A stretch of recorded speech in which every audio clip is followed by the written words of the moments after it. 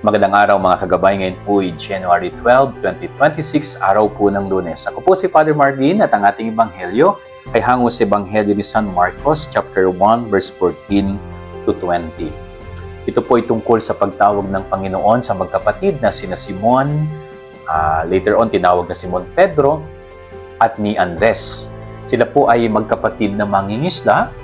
At one time, pagkatapos po nilang mangisda at habang sila ay nasa pampang na nag-aayos ng kanilang lambat, ay doon po nila nakatagpo, na-encounter ang ating Panginoon.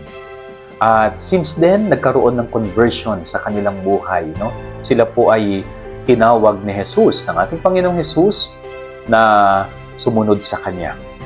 At sa kabukasan ng kanilang kalooban ay iniwan nila ang kanilang ginagawa. Iniwan nila ang kanilang hanap buhay upang sumunod sa ating Panginoon.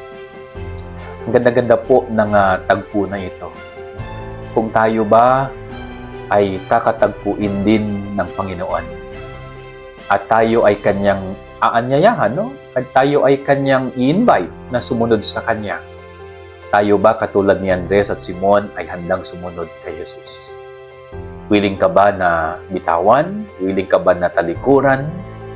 Willing ka ba na iwanan ang iyong pinagkakabalahan para sumunod kay Jesus?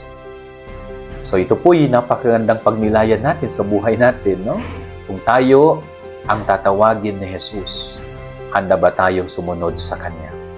Handa ba nating bitawan yung mga magiging sagabal para tayo makasunod kay Jesus? Yan ang ating gabay-aral ngayong maghapon. God bless po sa inyo lahat. Pagpalain kayo ng Panginoon.